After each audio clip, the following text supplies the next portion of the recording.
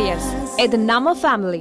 குடியுரிமை திருத்தச் சட்டத்தை வாபஸ் பெறும் பேச்சுக்கே இடமில்லை என்று மத்திய அமைச்சர் அமித்ஷா தெரிவித்திருக்கிறார். உள்துறை அமைச்சர் அமித்ஷா ANI செய்தி நிறுவனத்திற்கு அளித்த பேட்டியில் இவ்வாறு கூறியிருக்கிறார். எதிர்க்கட்சியினர் எல்லாவற்றையும் அரசியலாக்க பார்க்கின்றனர் என்றும் அவர் குற்றம் சாட்டியிருக்கிறார். கூடுதல் விவரங்களை வழங்குவதற்காக மூத்த செய்தியாளர் கணபதி இணைந்திருக்கிறார். கணபதி, அவரிடம் என்ன கேள்வி கேட்கப்பட்டது? CAA சட்டத்தை வாபஸ் பெறுவதற்கான வாய்ப்பே இல்லை அப்படின்னு சொல்லியிருக்கிறார். அவர் பேசியவற்றின் அவரது பதிலின் முழு விவரம் என்ன? CAA சட்டத்தை அமல்படுத்த முடியாது. அதாவது சமீபத்திலே சட்டம் திருத்தப்பட்டு பாகிஸ்தான், பங்களாதேஷ், ஆப்கானிஸ்தான் ஆகிய நாடுகளை சேர்ந்த இந்துக்கள், கிறிஸ்துவர்கள், சீக்கியர்கள் உள்ளிட்டோருக்கு இந்தியாவிலே விரைவாக குடியுரிமை அளிப்பதற்கான சட்டத்தில் திருத்தம் செய்யப்பட்டு அதற்கான விதிகளும் தற்போது அறிவிக்கப்பட்டுள்ளது.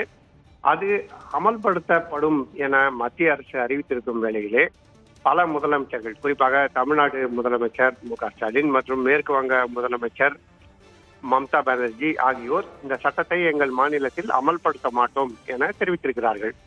இத்தகைய சூழலில்தான் மத்திய உள்துறை அமைச்சரான அமித்ஷா மம்தா பானர்ஜிக்கு பதிலளிக்கும் வகையிலே பேசியிருக்கிறார். மேற்கு வங்க மாநிலத்திலே இந்த சட்டத்தை அமல்படுத்த முடியாது என மம்தா பானர்ஜி தெரிவிக்கிறார். ஆனால் அதே சமயத்திலே சட்டவிரோதமாக பங்களாதேஷ் நாட்டிலிருந்து எல்லை கடந்து பலரும் மேற்கு வங்க மாநிலத்திலே ஏற்கனவே குடிபுகுந்துள்ளனர். அதே போல அண்டை மாநிலங்களான அசாம் உள்ளிட்ட இடங்களிலும் குடிபுகுந்துள்ளனர். இதன் காரணமாக அசாம், மேற்கு வங்கம் உள்ளிட்ட மாநிலங்களிலே பல்வேறு புகார்கள் தொடர்ந்து வருகின்றன. இப்படிப்பட்ட சூழ்நிலையில் சட்டவிரோதமான மக்கள் குடியேற்றத்தை மம்தா பானர்ஜி ஆதரிக்கிறார். ஆனால் சட்ட ரீதியாக நடக்க உள்ள CAA மூலமான குடியுரிமை சட்டம் வழங்கும் திட்டத்தை அவர் எதிர்க்கிறார் என அமித்ஷா குறிப்பிட்டுள்ளார்.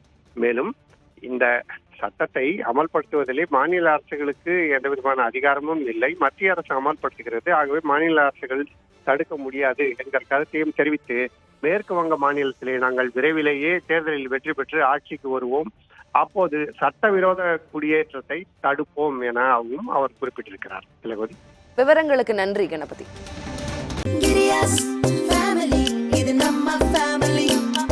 அன்புள்ள Girius, இது நம்ம ஃபேமிலி.